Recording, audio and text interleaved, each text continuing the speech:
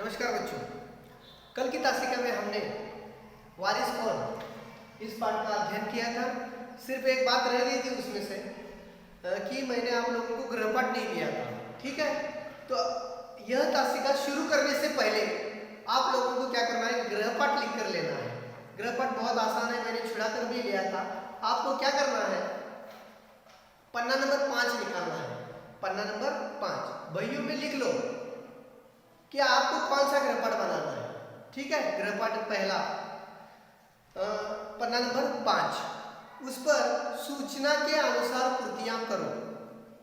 इसमें उत्तर लिखो, सही विकल्प चुनकर वाक्य फिर से लिखो, परिणाम लिखो और उचित घटनाक्रम लगाकर वाक्य फिर से लिखो।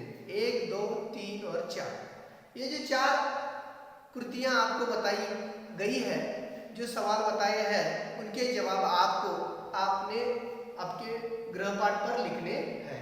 गृहपाठ कौन सा लिखना समझ में आ गया? पन्ना नंबर 5 पर जो 4 कृतियां बताई गई है उनके जवाब आपको गृहपाठ में अच्छे अक्षरों में लिखना है।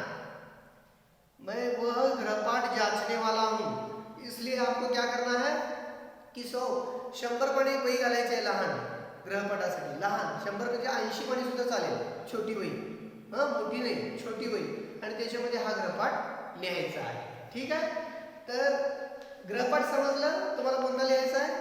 हाँ, तो अब हम आज की तासिका में क्या करने वाले हैं? आज की तासिका में हम एक नया पाठ पढ़ने जा रहे हैं। उसके बारे में बताने से पहले मैंने पहले ही फलक पर लिख दिया है, नाखून क्यों बढ़ते हैं, आचार्य हजारी प्रसाद द्विवेदी जी। इनके बारे में मैं थोड़ी सी जानकारी देना यहाँ चाहता हूँ। इनका जन्म 1907 में बालिया नामक एक स्थान है उत्तर प्रदेश में, वहाँ उनका जन्म हुआ था और 1989 में इनकी मृत्यु हो गई थी। इनका जो आचार्य हजारी प्रसाद जी द्विवेदी, इनका जो सारा साहित्य है वह विशेष रूप से मौलिक निबंधकार के नाम से जाने जाते हैं। मौलिक निबंधकार नाम से वे जाना जाते हैं और हिंदी के एक उत्कृष्ट समालोचक तथा एक उपन्यासकार, जैसे हमने पढ़ा था कि प्रेमचंद जी बड़े उपन्यासकार हैं। प्रेमचंद जी बड़े उपन्यासकार हैं, हिंदी साहित्य में उनका बहुत बड़ा नाम है। उसी प्रकार आचार्य हजारी प्रसाद द्विवेदी जी का भी उपन्यासकारों में इनका भी नाम श्रेष्ठतम नामों में से लिया जाता है। ठीक है, तो आज उनकी जो कृति, आज उनका जो पाठ हमें पढ़ने को है वो इसका नाम है नाखून क्यों बढ़ते हैं। ठीक है, यह एक विचारात्मक निबंध है, विचारात्मक निबंध है। इस पाठ के बारे में थोड़ी सी जानकारी देना चाहता हूँ। लेखक को एक पुत्री है, एक लड़की है, और वो एक दिन पिताजी से सवाल पूछती है सुबह सुबह, पिताजी ये नाखून क्यों बढ़ते हैं? तो पिताजी को इस सवाल का जवाब देना नहीं आता। वो सच में विचार करने लगते कि भाई ये नाखून बढ़ते क्यों हैं? अगर नाखून बढ़ गए और उसे हमने काट भी दिया तो वह नाखून किसी निर्लज्ज अपराधी की भांति फिर से तीसरे दिन के बाद निकल आते हैं। तो लेखक सोच विचार में पड़ गए कि भाई आखिर ये नाखून बढ़ते क्यों हैं? हमें भी सोचने पर मजबूर कर देते हैं ये सवाल। तो चलो बच्चों, आज की तासिका में हम देखते हैं कि भाई दरअसल ये नाखून बढ़ते क्यों हैं, क्या लिखा है द्विवेदी जी ने इस वैचारिक निबंध में पढ़ने के लिए शुरुआत करते हैं। चलो बच्चों, निकालो पन्ना नंबर 6। मैं पढ़ने के लिए शुरुआत करता हूँ। जहाँ कहीं भी कठिन शब्द आएगा उसका अर्थ मैं यहाँ आप लोगों को लिख कर दूंगा। वैचारिक निबंध है, ठीक है, विचार करने पर मजबूर करने वाला। ठीक है, तो चलो। वैसे तो नाखून जो बढ़ते हैं ना, वो अच्छे माने जाते हैं या बुरे माने जाते हैं? कौन बताएगा? हाँ, बुरे माने जाते हैं। इतनी तो बात आप लोगों को पता है कि भाई नाखून बढ़ना यानी कि वो पशुता का प्रतीक है। ठीक है, ये पाठ में पढ़ने वाले हैं आप। चलिए मैं पढ़ने के लिए शुरुआत करता हूँ। पन्ना नंबर 6, अपनी अपनी उंगलियां अपनी किताब में लिखो। अपनी उंगलियां, परिच्छेद पहला, शुरुआत करता हूँ। बच्चे कभी कभी, लेखक जी हमें बता रहे हैं, बच्चे कभी कभी चक्कर में डाल देने वाले प्रश्न कर बैठते हैं। लेखक बता रहा है चक्कर में डालना, हमने लिखा था दुविधा में डालना, मुहावरा लिखा था ना। तो लेखक जी बताते हैं कभी कभी छोटे बच्चे ऐसा सवाल पूछ देते हैं कि आदमी चक्कर में पड़ जाता है, दुविधा में पड़ जाता है, सोच में पड़ जाता है कि भाई इसका जवाब बताए तो कैसे बताए, बताए तो कैसे बताए। चलो आगे। अल्पज्ञ,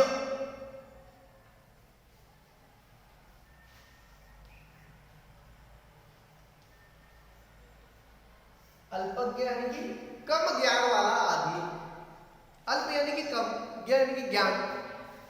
लेखक ने कहा है खुद को, मैं अल्पज्ञ आदमी, मैं कम ज्ञान वाला आदमी। अल्पज्ञ पिता बड़ा दयनीय जीव होता है, क्या करेगा बेचारा, पिता है। लड़की ने जो सवाल पूछा है उसका जवाब तो देना पड़ेगा, ठीक है ना। वो अल्पज्ञ कहते हैं खुद को, कम ज्ञानी, वैसे तो बहुत होशियार है। मेरी छोटी लड़की ने जब उस दिन मुझे पूछ लिया कि आदमी के नाखून क्यों बढ़ते हैं तो मैं कुछ सोच ही नहीं सका। लेकिन क्या कहते हैं,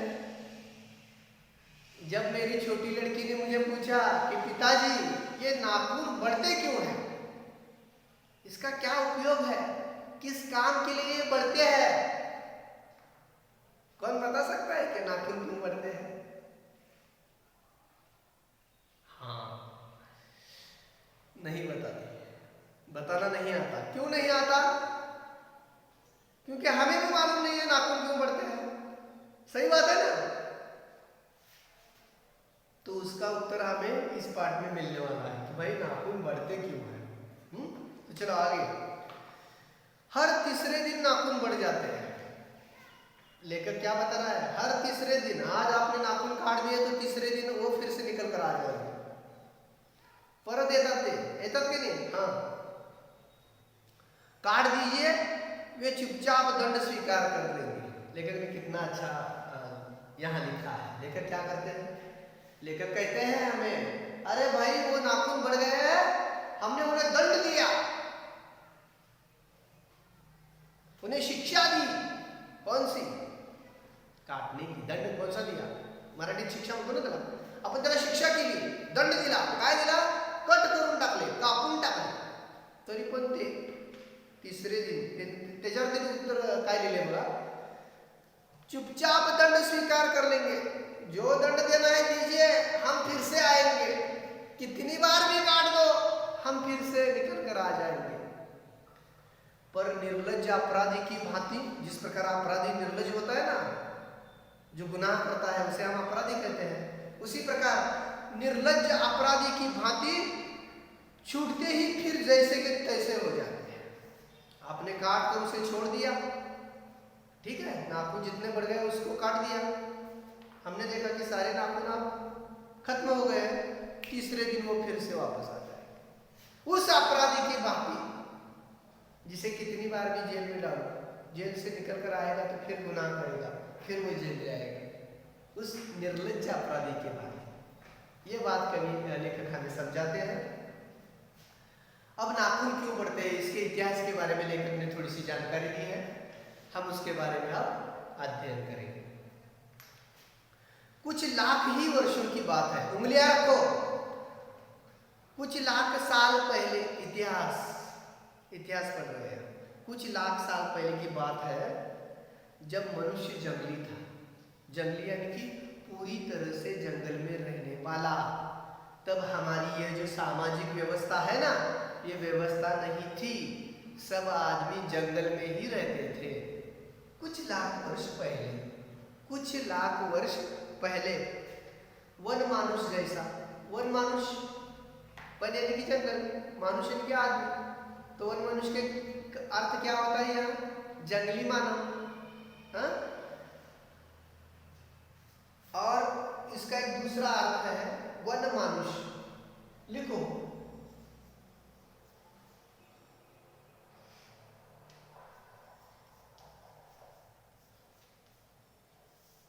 लिखो, शब्द लिखो वन मानुष।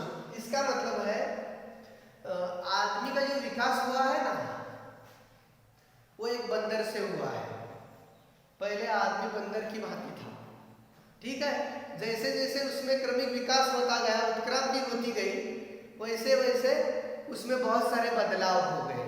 तो कुछ लाख वर्ष पहले की लेखक बात बता रहा है, जब आदमी जंगल में रहता था, वन मनुष्य था। वन मनुष्य का मतलब यहाँ लेना है बंदर की एक प्रजाति था आदमी। हमारी उत्क्रांति कहाँ से हुई है? बंदर से ही हुई है। आपने इतिहास में पढ़ा है ना? हाँ, होमो सैपियन, होमो इरेक्टस, होमो सैपियन सैपियन, हाँ, ये सब आपको इतिहास में है पढ़ने के लिए, 9वीं कक्षा में है। तो लेखक कहता है वन मानुष की भांति बंदर की एक प्रजाति थी हम, जब वह जंगल में रहते थे। तो आगे क्या होगा देखो, उसे नाखून की जरूरत थी। अब देखो, जब वो लाख वर्ष पहले जब सामाजिक व्यवस्था नहीं थी, आदमियों की संस्कृति, मानव संस्कृति नहीं थी, तब आदमियों को नाखूनों की आवश्यकता थी। आपने जो जानवर देखे हैं, हाँ, आपने बाघ को देखा है, बाघ या शेर को देखा है, तो उसके नाखून देखो कैसे बड़े लंबे होते हैं और नुकीले होते हैं और अंदर की तरफ मुड़ी हुए होते हैं। वो अंदर की तरफ मुड़े हुए क्यों होते हैं? जब भी वह किसी जानवर को पकड़कर खाना चाहते हैं तो वो अपने नाखून उसमें दबोच लेते हैं। उसकी जो त्वचा होती है, उसका जो शरीर होता है दूसरे पशु का, उसको पकड़ने के लिए उसके बड़े बड़े नाखून होते हैं। तो लेखक यहाँ हमें इस बात को समझाते हैं कि जब आदमी जंगल में रहता था, तब शायद उसे इन नाखूनों की आवश्यकता पड़ी होगी, रही होगी। उसकी जीवन रक्षा के लिए नाखून बहुत जरूरी थे। जब उसके पास नाखून थे तो वो खुद का जीव रक्षा, अपना जीवन बचाना, तो अपना जीवन बचाने के लिए, दूसरे प्राणियों से बचने के लिए उसे शायद इन नाखूनों की आवश्यकता थी। हाँ, उस वक्त तो ये बात सही थी, क्योंकि तब वह आदमी कहाँ रहता था? जंगल में रहता था, और जंगल में तो बहुत सारे पशु पक्षी होते हैं और उनसे बचने के लिए उसे नाखूनों की आवश्यकता थी। कुछ लाख वर्ष पहले जब आदमी जंगल में रहता था, तब आदमी जंगल में रहता था, तब इन नाखूनों की आवश्यकता पड़ती थी। आगे, असल में वही उसके अस्त्र थे। अब अस्त्र का मतलब क्या है? हाँ, अस्त्र को शस्त्र भी कहते हैं, ठीक है। हाँ, अरे भाई, जब आदमियों को हथियार बनाना, हथियार तैयार करना, लोहे के हथियार बनाना, ये अस्त्र यानी उसके हथियार, यह कला उसमें विकसित नहीं थी तब जब वो जंगल में वन मनुष्य जंगली प्राणियों की भांति रहता था। तब उसका हथियार कौन सा था? उसके अस्त्र कौन से थे? ये नाखून ही थे। समझ में आ गई बात? हाँ, दांत भी थे, पर नाखून के बाद ही उसका स्थान था। उसके आदमियों के दांत भी थे, लेकिन जैसे हिंस्र पशुओं के, बाघ, चीता, हाँ, तेंदुआ, इनके दांत कैसे होते हैं? बहुत बड़े होते हैं और नुकीले होते हैं और उसमें काफी ताकत होती है। तो आदमियों को जीवन रक्षा के लिए किसका इस्तेमाल करना पड़ता था? नाखून का। और उससे भी काम न चला जाए तो नाखून और उसके दांत से भी वो अपना काम चला लेते थे। लेकिन दांत का स्थान बाद में, उसका नंबर 2 था। पहले किसका? नाखून का था, खुद की जीव रक्षा के लिए। यही बात लेखक हमें यहाँ समझाते हैं। इतिहास आगे बढ़ा, इतिहास आगे बढ़ा, कुछ लाख वर्ष पहले की बात है, अब वो आगे आगे आगे आ रहे हैं बताते हुए। कभी कभी मैं हैरान होकर सोचता हूँ कि मनुष्य आज अपने बच्चों को नाखून न काटने पर डांटता है। अब मानव संस्कृति आ गई है। अब हम क्या करते हैं, अगर मेरे बच्चे के नाखून बढ़ गए हैं तो घर में जाने के बाद मैं उसे डांटता हूँ, अरे ये नाखून कितने बढ़ गए हैं तुम्हारे, जल्दी से काट लो। उसमें तुम जब मिट्टी में खेलते हो तो उसमें कीटाणु जाकर बैठते हैं, और तुम हाथ धोने के बाद भी उन नाखूनों के अंदर वो कीटाणु छिप जाते हैं, वो मिट्टी का अंश रह जाता है, और जब तुम खाना खाते हो तो वही अंश तुम्हारे पेट में चला जाता है और तुम बीमार पड़ते हो। इसलिए हम क्या करते हैं, जब कभी बच्चे के नाखून बढ़ते हैं तो पहले कह देते हैं झट से तुम्हारे नाखून काट दो। डांटते हैं ना हम बच्चों को, मैं तो डांटता हूं, क्योंकि नाखून बढ़ना बुराई का प्रतीक समझते हैं। समझ में आ गई बात? क्यों डांटते हैं? क्योंकि नाखून बढ़ना पशुता का प्रतीक है, जानवरों का प्रतीक मानते हैं, पशुता का प्रतीक मानते हैं। इसलिए हम उन्हें डांटते हैं, नाखून बढ़ गए उसे जल्दी से काट दो। वे रोज बढ़ते हैं। ये कहां से शुरुआत हो गई है? सिर्फ उसकी लड़की ने एक सवाल पूछा है कि पिताजी नाखून क्यों बढ़ते हैं? तो उसका जवाब देखो, वे रोज बढ़ते हैं। मुझे ऐसा लगता है कि मनुष्य अब नाखून को नहीं चाहता। जब इन नाखूनों की आवश्यकता थी तो आवश्यकता थी लाखों वर्ष पहले इतिहास में, लेकिन अब तो सभ्य समाज निर्माण हो गया, सामाजिक व्यवस्था निर्माण हो गई। ठीक है, तो लेखक को अब लगता है कि अब मनुष्यों को नाखूनों की आवश्यकता नहीं है, और इसलिए वो नाखूनों को नहीं चाहता। ये उसकी भयंकर पाशवी वृत्ति के जीवंत प्रतीक है। लेखक क्या करते हैं, हमारी पशुता के भयंकर पाशवी वृत्ति का प्रतीक कौन है? हमारे पास जो बड़े हुए नाखून है, ये उसी वृत्ति का प्रतीक है। तो लेखक को यहाँ एक बड़ी बात समझानी है, पाशवी वृत्ति का प्रतीक, पाशवी यानी कि पशुता, जानवरों जैसा। तो लेखक यहाँ और एक बात बताना चाहते हैं कि जिस प्रकार आदमी नाखून बढ़ने से उसे काट देता है, उसी प्रकार लेखक कहते हैं जब आदमियों में बुरी प्रवृत्तियां आ जाती है, बुरी प्रवृत्तियां, वाईट गोष्टी ज्यावेळेला माणसाच्या मध्ये येतात, त्या गोष्टी सुद्धा माणसानं ज्याप्रमाणे नख वाढल्यानंतर कट करून टाकतात, त्याच पद्धतीने जर तुमच्यामध्ये वाईट वृत्ती आली असेल, प्रवृत्ती आली असेल, तर तिला सुद्धा कट करून आपलं जीवन जगायला पाहिजे। लेखक क्या कहना चाहते हैं? लेखक यही बात हमें समझाते हैं, जिस प्रकार हम नाखून बढ़ने के बाद उसे काट देते हैं, उसी प्रकार जब हमारे अंदर बुरी प्रवृत्तियों की आदत हमें लग जाती है तो उन आदतों को भी हमें काटना पड़ेगा, तभी जाकर आप अच्छे इंसान बनोगे। समझ में आ रही ना बात? अगर आपको अच्छा आदमी बनना है, अनेक यश शिखरों पर जाकर बैठना है, तो अगर आप में बुरी प्रवृत्तियों की आदत लग गई है तो उन आदतों को उसी प्रकार काट दीजिए जिस प्रकार हम नाखून बढ़ने पर काटते हैं। समझ में आ गई बात? अरे बहुत आसान है। आगे, मनुष्य की पशुता को जितनी बार भी काट दो वह मरना नहीं चाहती। एक बार अगर आपको बुरी प्रवृत्तियों की आदत लग गई तो वो भी उन नाखूनों जैसे ही काम करती है। जितनी बार भी काट दोगे, जितनी बार भी अच्छा बनने का प्रयास करोगे, तो आदत आपको कैसी लगी है बुरी प्रवृत्ति की, तो फिर से निकल कर आ जाएगी, लेकिन उसे आना नहीं देना है। बुरी प्रवृत्ति को तो हम काट सकते हैं, हाँ हाँ। अगर आदमी, अगला परिच्छेद, अगर आदमी अपने शरीर की, मन की और वाक की अनायास घटने वाली वृत्तियों के विषय में विचार करे तो उसे अपनी वास्तविक प्रवृत्ति पहुंचाने में बहुत सहायता मिले। तो लेखक क्या कहना चाहता है? देखिए, लेखक यहाँ और एक बात हमें समझाते हैं कि अगर आप जो तीखा बोल लेते हैं, कड़वा बोल लेते हैं, जिससे कि दूसरे आदमियों को बुरा लगता है। अगर यह प्रवृत्ति आप में बुरी है, यह प्रवृत्ति बुरी है, समझा कर बोलना चाहिए, समझ कर बोलना चाहिए, दूसरे को समझ लेना चाहिए। लेकिन अगर आप में ये बुरी प्रवृत्ति है तो कवि कहते हैं कि सबसे पहले आप क्या करो कि आप में जो बुराइयां है उसे ढूंढो,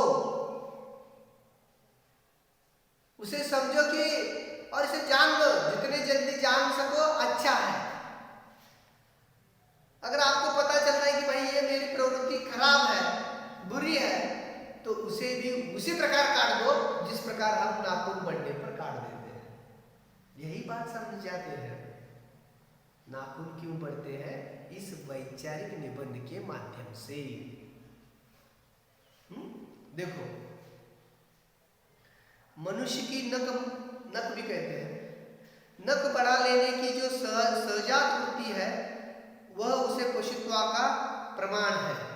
उन्हें काटने की जो प्रवृत्ति है वह उसकी मनुष्यता की निशानी है। अगर आप बड़े हुए नाखून रखते हो तो वह किसका प्रतीक है? पशुत्व का, जानवरों जैसे रहने वाले लोगों का प्रतीक है। और अगर आप बड़े हुए नाखून हर 3 दिन बाद काटते हैं तो सच्चे मनुष्यता की निशानी यही है। यह वह बताने का प्रयास कर रहे हैं। देखो आगे, मेरा मन पूछता है मनुष्य किस ओर बढ़ रहा है। मेरा मन पूछता है कि भाई ये मनुष्य किस ओर बढ़ रहा है, पशुता की ओर या मनुष्यता की ओर। अगर आप बड़े हुए नाखून लेकर चलते हो तो आप पशुता की ओर बढ़ रहे हो, जानवरों जैसे बढ़ रहे हो। अस्त्र बढ़ाने की ओर या अस्त्र काटने की ओर। अब यहाँ विषय में थोड़ा सा बदलाव आ गया है। मनुष्य क्या कर रहा है? मनुष्य क्या कर रहा है? तो अस्त्र बढ़ा रहा है। अस्त्र कैसे बढ़ा रहा है? तो कवि कहता है, लेकर कहना चाहता है कि आदमी जो अब है वो आदमी क्या कर रहा है? अब खुद को जीने के लिए एक नहीं अनेक अस्त्रों का निर्माण कर रहा है। एक नहीं अनेक अस्त्रों का निर्माण कर रहा है। अरे भाई, सारे तो मनुष्य ही है, तो फिर इन अस्त्रों की क्या आवश्यकता है? लेकिन एक देश दूसरे देश को मारने के लिए। इसका मतलब क्या है? एक आदमी दूसरे आदमियों को मारने के लिए शस्त्र बना रहा है। उनकी क्या आवश्यकता है इस पृथ्वी पर? लेकिन नहीं, होड़ लगी हुई है, स्पर्धा चालली आहे जणू। माझ्याकडे शस्त्र जास्त आहे, तुझ्याकडे शस्त्र जास्त। अभी मैंने हाल ही में पढ़ा है कि पृथ्वी को 7 बार जलाया जा सकता है, इतने बड़े बड़े अणुबॉम्ब की रचना की गई है। एटम बम जिसे आप कहते हैं। इनकी क्या आवश्यकता है? तो लेखक यही बात बताते हैं कि भाई अस्त्र बढ़ाने की ओर या अस्त्र काटने की ओर हमें क्या करना चाहिए? अस्त्र सारे खत्म कर देना चाहिए। मनुष्य को मनुष्य के साथ मनुष्य जैसा रहना चाहिए। यही बात बताते हो।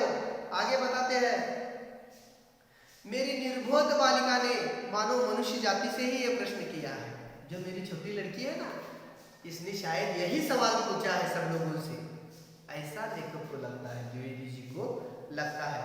जानते हो नाखून क्यों बढ़ते हैं? हाँ, यह हमारे पशुता के अवशेष है।